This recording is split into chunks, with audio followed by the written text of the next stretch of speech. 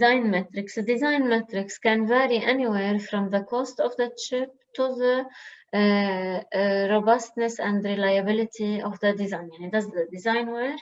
But first, the company, what it worries about is how much profit I am going to make from my chip. And let me show you how the two worlds of design and business meet, where they meet. So, cost, typically, let us assume that I have a company where we have 6 engineers. Okay, and each one of these engineers in the US, let us say, makes 100K, and so per year, and so they worked for 1 year to come up with this very nice chip that runs faster than the current chip on the iPhone.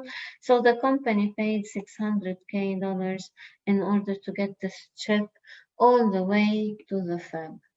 Okay, now in the fab, they fabricated the first 1 million chips. There was an order, let us say, from China.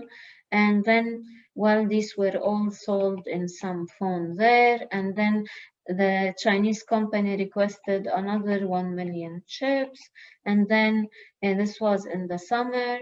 And this was in the spring. And then in the fall, they requested another 1 million. Great. Okay. In all of these orders, there was one non-recurring engineering cost, which is the design time of the engineers, the design effort that they spent within the first year. So this was year 1.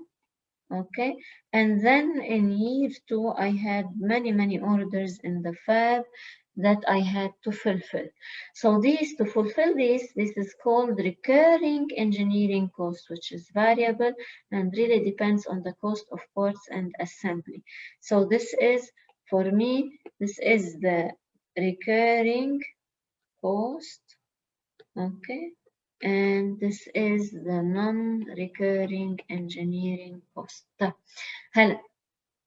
The recurring cost, there are some factors that happen, and even if you are in a chocolate factory, they end up throwing some chocolate bars. So in a similar way, in a chip design factory, not everything yields. You're going to test something, it's going to fail, you're going to throw it away, you're not going to ship it. Okay, so this is from a financial perspective. This is what the company worries about in terms of the design metric. And then there is the robustness or the functionality of the design itself, which typically the engineers test and work on to make sure that the design meets the specific criteria. So when it goes out to the field, it is not going to fail. Okay, so let us look, therefore, focus a little bit on the recurring and non-recurring engineering cost, and then we will talk about the other types of the design metrics. So in a non-recurring cost, we will fixed cost to produce the design. It really depends how complex my design is, how fast my engineers are, and it's really pronounced when I am only sending small volumes of product. And if these 6 engineers only designed, let us say, 1,000 chips, then their cost would, their salaries would have been very valuable and expensive to the company. The recurring cost is when I go to the fab, when I need to really realize the chip from silicon all the way to have a printed design on the chip, and this is proportional to how much product volume I have. So, great. So if we want to look at take one business equation in the circuits course, this single business equation is going to tell me, now the word I see is an integrated circuit. And when we say integrated circuit, it can be as complex as the Pentium processor, because it is really an integrated circuit, right? So the Pentium is really an integrated circuit, okay? And this cost per chip is really the recurring cost per integrated circuit plus the non-recurring cost divided by the number of functional chips. And if at the end of the year I really sold 3 million chips, Okay, but those 3 million chips to be sold, really I had to fabricate, right? Let us say 3.5 million, because 3 million went to market and the 0.5 million really did not yield, so were not functional. So I had to throw them away. Okay, so in this scenario, the cost per chip is really the NRE, non-recurrent cost, divided by those that I sold, those that went to market, that were working, because I did not benefit anything from these, and the recurring cost per the individual chip. Okay, طيب, great. Let us look at this circuit and at this image and try to understand what do these mean. What do I have here? Okay, so you're familiar with this because you see it many times. Intel inside some processor here, Intel or another processor, right? It's a packaged chip, well connected, well placed on the board. This is how it is really sold for you inside your phone or inside your computer. This square chip here, which is packaged, is really the square die that you see here. So we'll talk about printing chips, but let us assume that now we have a printing later. Let us assume that we have a printing factory that can give me this die here, and this die is really what I package inside the plastic box that you see here, and I connect all those pins. Maybe one of them is going to be VDD coming from the main battery on board and on your phone, and this is maybe this line, big line here, is really VDD. So this pin is really what connects the external VDD to the chip VDD, and then inside here you have some inverter circuit, and it's connected to another gate, and so on and so forth. Okay, so this single square is called the die, which has the full functional circuit. Okay, so this is the full functional circuit here. And when we print it in the factory, and we'll talk briefly about that in the coming lectures on the basics, and that's for you to know really where does this come from. This small die is really a small square here. So when they fabricated chips, they really replicate the printing process. Yani they are not going to print one chip at a time. It's very expensive. They want to sell millions. So بيجيبوا discs, they print in parallel on these discs multiple squares. Each square will have the full functional circuit. They cut them, they test them to make sure that they are functional, and when they are tested and functional, they are certified to be packaged and sold on board. This is AMD. I should not have written Intel. This is an AMD processor. Okay, so this is the story of the chip. We call it a die when it is alone, and when it is packaged, it becomes a packaged chip, and it is really printed with many of its fellow dies on the same wafer. Okay, great. Let us now see what happens. So what is the cost of fabricating a single die? It is the cost of fabricating the whole wafer, and it's done in batches in parallel, divided by the number of dies per wafer times the die yield. And if I fabricate 100 and after testing them only 90 work and 10 do not work, my yield is going to be equal to 90 over 100, which is 0.9. Okay, فإذا although my wafer had 100 of these squares, okay, but when I tested them, only 1/10 failed and the rest worked, then the total number of dies that I can sell is really the number of dies per wafer times the die yield, which is in this case, for example, 90. So the cost of the die is the cost of wafer over those wafers, number of those dies that really survived. Okay, حدا عنده سؤال؟ Okay. So, let us now look at those two images that you see here. Sorry. Oh, okay. Let me exit this.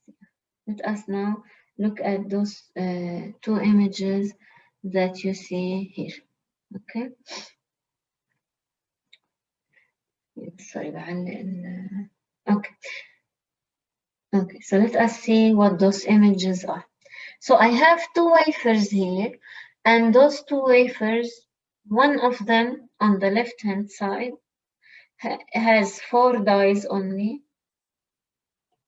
Okay. And the one on the right side has many, many more dyes because we have, let us say, on the left-hand side, a Pentium, which has millions, billions of transistors. And on the right-hand side, they decided to fabricate a smaller processor. Let us say it is i2 or something, and it has smaller number of transistors. Yeah.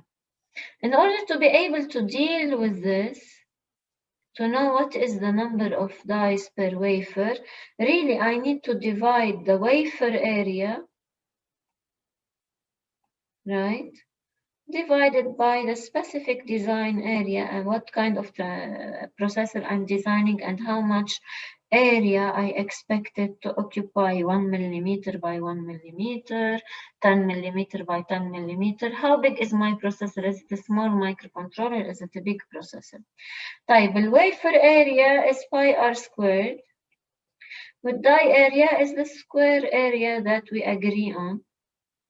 But really, you can see that there are gaps here. So I cannot, I'm dividing a circle by a bunch of squares, so I cannot really get it fully occupied.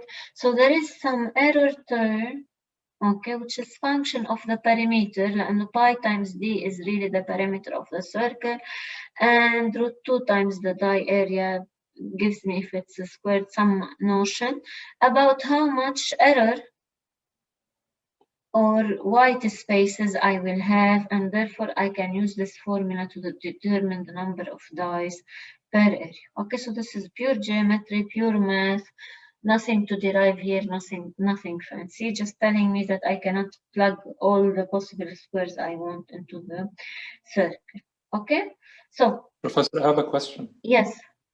I don't understand, why is the wafer a circle? Why won't we choose another geometrical shape like a square مثلا? Later, when we explain to you how wafers are made, the way a wafer is done is by bringing a clean silicon crystal, and they try to adhere to it more pure silicon crystals from molten material, and the way they adhere to each other, the lattice arranges itself in a cylindrical form. يعني هنا بيصيروا بيعملوا rotation. So then this cylinder is literally sliced. We're not talking too much about food, but like the mortadella, and you get those wafers that are circles, and then you clean them and print on them. We're going to take a look at the fab in the coming lectures, but first let us get this design metric study. Thank you. Okay. So, yes. On a similar question, but late die square. The die is square is because you can see how regular it is if you look here. Yes. We can think regularly of arranging roads and routes and blocks and units in Euclidean space, مش radial space for some reason. And I know you want to think of design-centric solutions, but typically, and when they do layout optimization and place and route, they are all assigned based on the fact that things are square and rectangles, and it's easier for the human mind to design this way, probably. Okay. Everything is on a grid. Okay. So everything is designed on a grid, and now we can find the number of dies per wafer by using this equation and plugging in the values. Now, for the yield, let us see what we see here. What do you see here? Red dots. Okay, let us count the red dots on both wafers. 1, 2, 3, 4, 5, 6, 7. And yeah, here I have also 7 of these red dots. The red dots are defects, and the defects can be as simple as when I am fabricating my chip. Remember the human hair, how big it is compared to the transistor? Probably a dust particle is also much bigger. It can fall on the chip. It might create a short in some location, or a real fabrication defect can happen. That's why they take the design, put it in what they call a clean room.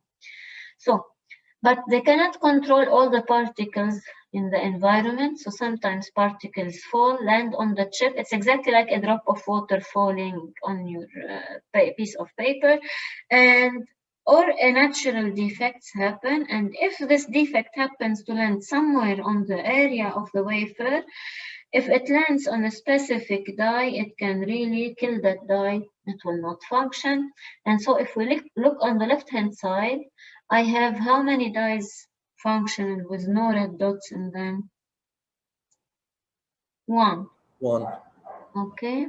Now on the right-hand side, despite the same distribution, the same area of the wafer, I have more functional chips, because only maybe 5 chips got hurt.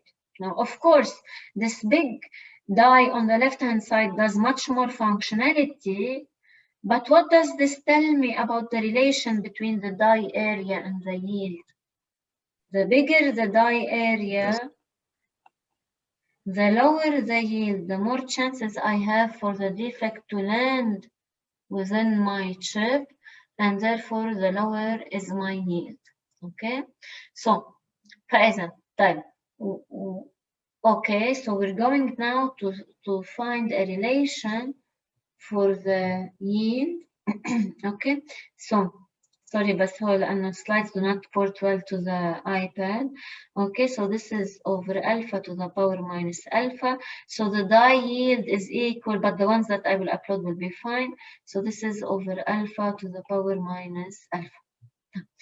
This is telling me that the yield is really, if the die where D is, okay, where D is, pardon me, the defects per unit area. Yeah.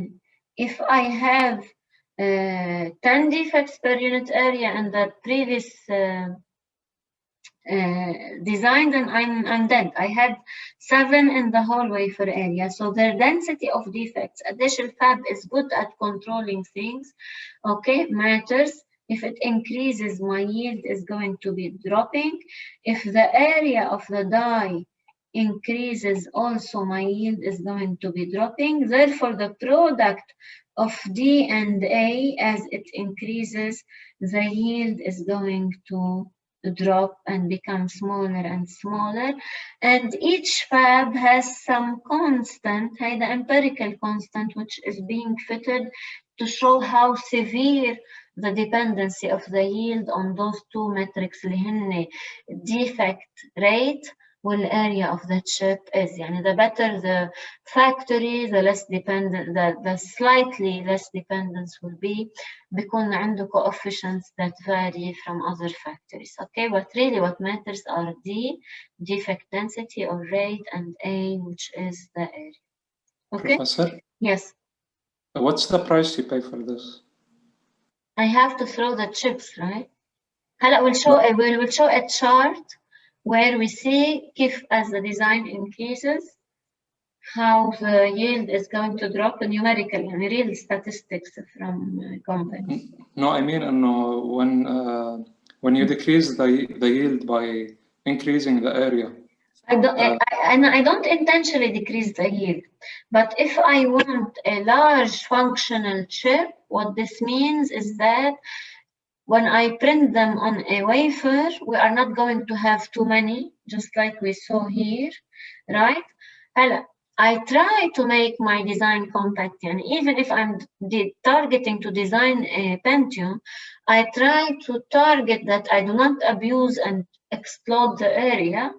Okay, but this means that when I sell the Pentium processor, it's going to be much more expensive than, for example, some ARM Cortex small processor, for a reason, because it costs the company way more to get this functionality out of every, for example, in this case, 1 die per wafer. Typically, you get 10 dies out of every 100, for example, as opposed to there they can get 70 or 80 out of every 100. So the cost of design is more complex, so it's going to cost me more than a non-recurring engineering cost.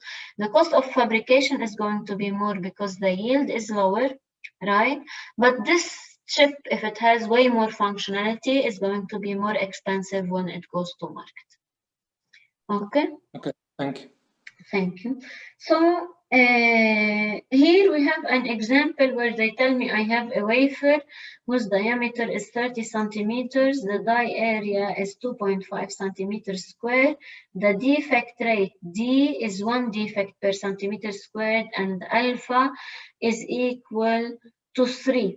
Okay, so they want me to, and which is the measure of the manufacturing complexity. So they want me to look at the information. How can I figure out what the yield is and how many chips I'm going to sell? Great. Wafer diameter, I can from the wafer diameter calculate the area of the wafer, which is pi r squared. I can divide it, this is centimeter and centimeter squared, so I don't have to worry about changing units. So pi r squared over the die area, which is given to be 2.5 centimeters squared, minus the error term, which we can find from the diameter and the root 2 times the die area. I can find here the number of dies per wafer that I have, which ends up being 240. Okay, so then if I want to find the yield, we just said that it is going to be equal 1 plus the defect rate. It is 1 defect per centimeter squared times the area, 9 Newton centimeters squared. So I can multiply them now. And this is divided by alpha to the power minus alpha, if I got the equation correctly, yes. Okay, and this will tell me what the yield is going to be, and we will get a yield. Alpha is a 3 in this example, so this is 1 plus 2.5 over 3 to the power minus 3, and this winds up being 16%. يعني انتوا هيطلع معكم 0.16 الانسر. Okay, so now I can find out how many dies I can sell. That is going to be 240 times 0.16, and this is going to be 38 dies per wafer I can sell. So you can see it dropped from 240 all the way to 38. Okay, great. طيب حدا عنده سؤال هون؟ Okay, so what this is telling me is that the die cost is really a strong function of the area, and it is telling me that I need to minimize the area. So even if I have a large functional design in mind, I should design it using simple regular gates. And later we will see, as we are working on optimizing the size, that simple gates typically end up allowing me to have more compact designs and so on, so forth. So let's keep that in mind, okay? But sorry. You were saying that only 38 dies we can sell them, right? Yes, because the others did not yield. They had defects in this case in them, so they will not function. بس هن بينعملوا كل داي لحاله أو مش بيجوا على... Okay, let's look at the wafer back at this picture. Okay, you see this wafer? Let us assume that I had a defect fall here, 2 fall here, 3 fall here. Okay, when I cut these, I'm going to print them all. Okay, when I'm printing them, I don't know where the defects have fallen, so I'm going to do the same process. يعني مثل حدا عم يعمل stamping بس in parallel. Assume that you have your stamping مثلا the date بس in parallel, right? So you send 10 stamps in parallel, يلا you're printing the different layers. So now you have all of these wafers that look, the dies on this wafer that look the same. You were not aware of the fact that there were defects. So while you were stamping, a defect came in between the stamp and it did not come out properly. So you cut them into squares. So you will have, let us say here there were 240.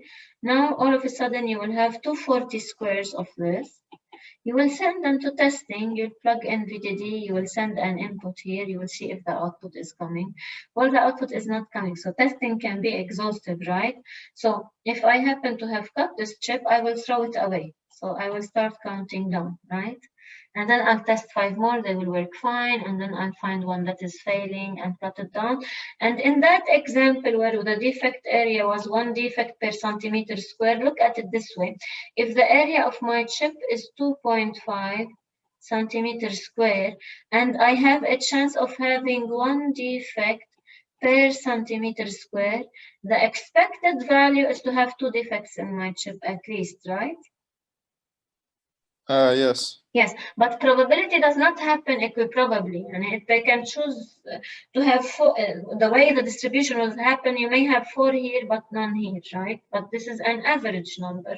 So that's why as you are testing, you might land on one that had 4 defects and it dies, and you might land on one that did not have any, or that the defects did not affect it and it will not die, and stuff like that. Is this clear? Yes, okay, thank you. Okay, great, you're welcome. Anybody has other questions? Yes دكتور. Yes. هل هن بعرف اللي انه ما بعرف اذا مضبوط انه بهالحاله اللي بيعملوه هن مثلا كان عندنا تشيب عملوه مثلا كان بدهم يعملوه اي 7 بعدين صار طلع فيها ديفكت ما بيكبوها كلها مثل ما هي they sell it as مثلا اي 3 او اي 5 هلا in the new designs, yeah, in the new designs you have multiple cores, right?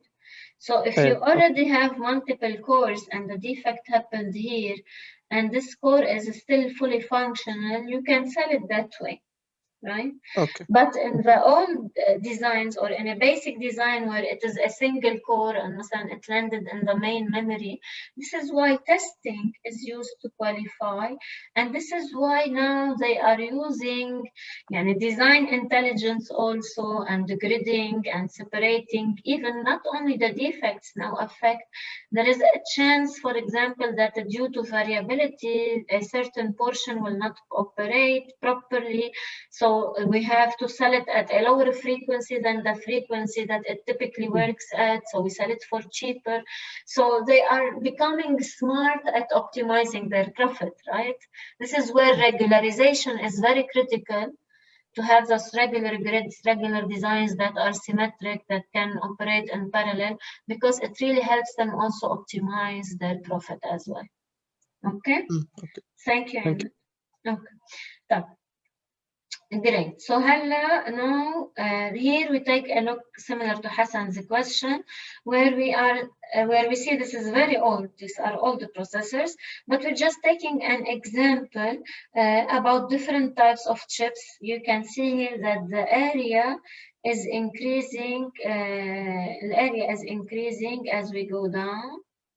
Okay, and also.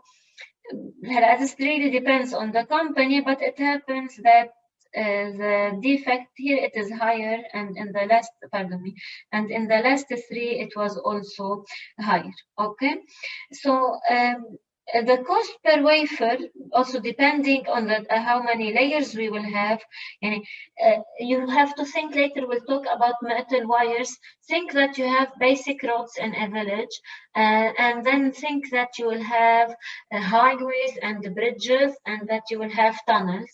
So the more complex the communication channels, or the number of metal layers on the chip, the more complex the process is. So you can see here, for example, this PowerPC has 4 layers. So the printing because I have to make tunnels and highways and bridges is more expensive than when you have 3, for example. Some people may have a more sophisticated process, but if I don't have too many communication channels, then my chip is cheaper, and this can tell me the difference between this Raspberry, not Raspberry Pi is not important, but some processors I can buy for $10, some processors are more expensive. So great, so they're telling me that the wafer cost can also vary. And here we're talking about now, well, what is the number? These all have maybe the same wafer size. So this is telling me that as the area is increasing, the number of dies per wafer is decreasing. But also it is telling me that depending now on the product of the area and the defect per centimeter square, I will have a yield. So when it was 1 times 43, of course, I have to scale it back to centimeter square, it got 71%. Here, when it was 1.5 times almost 300, the yield dropped. Okay, because this really increased almost, this is 450, this was 40, so 10 times, so this almost dropped to 10%, okay? So already because the area is larger, I have lower number of processors, and this is going to be multiplied by 9%. So it is, I'm going to end up having 10%, which is around 4 processors, which I can sell. And based on this, the die cost can come out to be 417, because it is really the 1500 divided by the final number of processors that I have on my chip, which is the number of dies times the yield. And this is 1500 divided by 4 almost, or I don't know if they have incurred other costs here. So you end up around $400 in the cost of that chip. Whereas look at this processor, which was yielding very well, which had a small area, whose wafer costed this much, we ended up with a cost of $4. Okay, so the more complex your design is, the more it is going to the cheaper the more it's going to cost you, the more complex it is, and the smaller it is, the less complex, the cheaper I can sell it. But of course, this bears a reason, because it is more complex. I needed to do more difficult tasks and so on and so forth. Okay, clear? Professor? Yes. If your chip is smaller, then you should make it more expensive, because people would want, or companies would want smaller. Okay, don't confuse two things. So let us make an apple-to-apple comparison here. Let me write here, okay? Let us think of it this way. There are two aspects here that we need to look at, right? First, if I am designing, if I am a Qualcomm, and let me give you this example. Let us assume, مثلا, Apple and Intel, they bought each other, but let us assume before they were selling wireless group. Let us say that they are both targeting, or Apple wants to buy from Qualcomm and okay, from Qualcomm and Intel. هيدا عم يعمل ديزاين للشيب للايفون، okay، وهيدا عم يعمل ديزاين للsame wireless chip للايفون. If I am targeting the same functionality, يعني مثلا بدي 4 gigahertz, let us say equivalent of the i7 with a certain gigabit with certain functionality, okay. If I am targeting to deliver, let us say, to have مثلا a DSP processor, to have a certain amount of memory, to have 3 ALUs, a parallel something, you know, all of these functions that work مثلا with a 64-bit يلي معروف the same design. Okay, if I have the same design, okay, of course, if Intel can, okay, and the same technology, let us not talk about the technology scaling. Let us say L equal 22 nanometer. If Intel can design it with a chip area which is like A, and Qualcomm can design it with a chip area that is 2A, then of course this is a more compact design and Intel will make more profits. So we tend to target to minimize the area, right? and the power and other costs for the specific design while meeting the criteria, that the frequency, etc., etc. يعني في conflicting targets that we try to meet. If I am targeting the same big design and I can design it smaller, then my engineers are smarter, and this is why they do custom design. I have good workarounds, thematic technology مختلفة, etc. It is definitely better for me, and this will definitely work in my favor لأنه أنا عندي نفس الفاب, نفس the process, so أنا عم حسن ال yield at the same time, right? So we typically target minimum area. صح? Okay.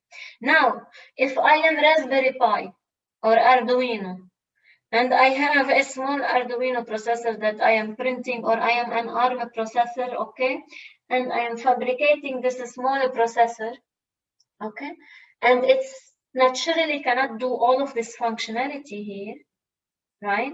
It مثلا is targeting to be used inside an embedded system or a camera for a special purpose, or for some robot, or for some, not that the robots will not use complex, but for some very, very small functionality, then my design will naturally be small, right? يعني ما بدي 64-bit DSP و signal processing ومدري شو. I only want مثلا an ALU to do counting and calculation and addition. Okay, for this special camera, or for, not that they are complex now, but giving you an example. Then this will be a naturally smaller design area for a serving certain purpose. And in this case here, we fall into the category that we talked about.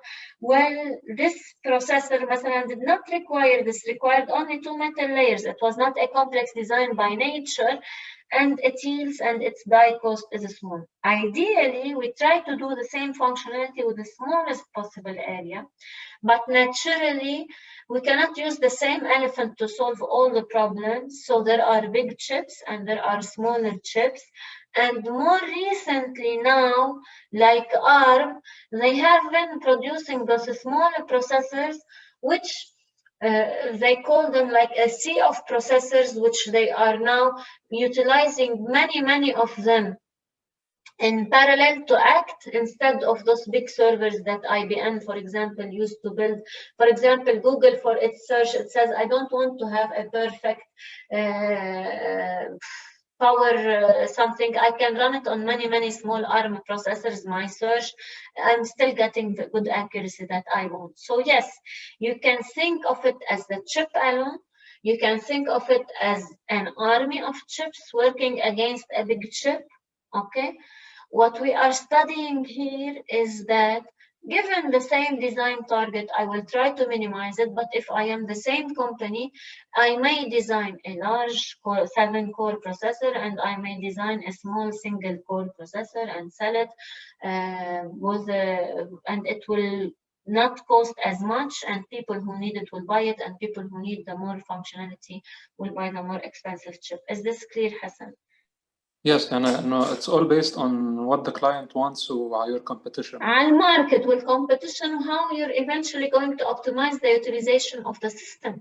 يعني a sea of small CPUs versus an army of small CPUs versus one big robust CPU. بالbanking مثلا, what do they use? They still buy those old Z processors, مش all, they are still making a new designs, بس Z server للIBM لأنه they are very accurate, very meticulous, systematically designed. The banking system trusts them. Okay, so it's a market out there. Okay. Okay, thank you. Okay, excellent. هذا بس you're comfortable with using the equations and the knowledge here and okay. Yes. Yes. No, we're just comfortable. It's all good. Okay, great. Thank you. But now that our chip is fabricated, we have other concerns. Is it going to go to the field and any single glitch next to it, any human who touches the board is going to fail? Is it going to work slower than really it is targeted to? Is it going to heat? So all of these are questions that really the design engineers and the non-recurring engineering post worry about. Yani, let me make sure that the design is robust to noise. Let me make sure that it is fast enough. If it's not fast enough, then we have to sell it at a cheaper price. Let me make sure that its power consumption is moderate. It will sustain the battery life, and it will is not going to burn, because eventually if it burns, then it will die in the field, right? So let us look and study those design terms in the context of an example of the simplest element, circuit element, اللي هو inverter. I give it a 0, it gives me a 1. I give it a 1 as input, it produces to me at the output a 0. Okay, great. So noise is a concern on the chip. It is really, what is the definition of noise? It is the unwanted variation of voltage and current at the specific node. Yani I am expecting to get an input which is perfectly high, and somehow noise happens and now my input is not high. So this is a variation in the voltage that is not wanted. Where can it come from on a chip? Okay, so let us look at this. Let us assume that you are on a two-way highway, and your car is here, and and you're passing, driving slowly, and another car is shooting in the opposite direction. Okay, what happens to your car? This is like 150 km/h, and you are driving 30 km/h. What kinds of shapes? It's going to shake, right? It's sending waves at you, right? The same signals travel on wires on the chip, right? But those wires have some form of coupling between them. We will understand why this coupling exists. If this is a stable signal, yani it's not changing, and this signal changes quickly from 0 to 1, some of this coupling is really going to affect me and create noise on my signal, right? Because eventually, if there's a capacitor here, there will be a current CdV by dt, because this A node is changing and this B is stable. So there is some voltage change. So it is going to transport some of the effect to the stable signal. This is called the crosstalk on the chip. Once we study about capacitors, it will become easier to explain it. Also, there is inductive coupling. We don't worry about it at our level, but for the long wires on the chip, that can also bother things. There is resistive coupling, and if there is really a resistive path as well, or a leaky path, then that can also trigger noise on my node. Okay, also we can have noise on the power and ground supplies. Yani the supply that I am giving or the ground that I am giving is not ideal. It can itself have bounces. It can itself run all الكهرباء is fluctuating, the supply is fluctuating. The same on the chip, the same problems may happen. We need to make sure they don't happen severely, but they still affect the design. Here is a simple experiment that has been done just to show you the severity of the problem. And in this simple experiment, they're telling me that this is the wire that I'm worried about in black, and there are 4 aggressors around it. هيدا stable وهيدول كلهم عم يعملوا glitching up. All of them have their signals pulsed upward. And this is showing me as the technology is shrinking. The more the technology shrinks, the more the designs get closer to each other. So the more the car on the other road is closer to you, then it's going to affect you more, right?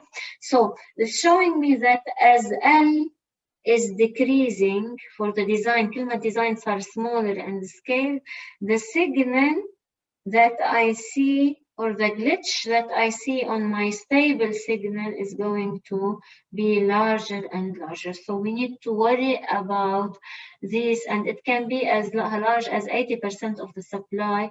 So this can be dangerous, and I may interpret it eventually as a real one, right? So this is something that we need to worry about. Typically, the way we have learned to study noise is by looking at the noise margins. يعني نطلع على response للcircuit. We look at the VN versus Vout versus VN, and we say, well, I have this much margin, this I can tolerate this much noise, right? And we design the circuit so that we minimize the coupling to be within this noise, and we design the circuit to maximize the noise margins. The circuit design can handle noise. So great, let us start with some very, very basic definitions which you have seen in 310. And these definitions are as follows. A Boolean circuit, well, a digital circuit relies on Boolean variables 0 and 1. And those Boolean variables really, I interpret them in real life as 1 is really the VOH and 0 the VOL. So although I'm saying that I'm going to operate between 0 and 1, really I'm saying that I'm going to operate between a voltage equal to VOL and a voltage equal to VOH.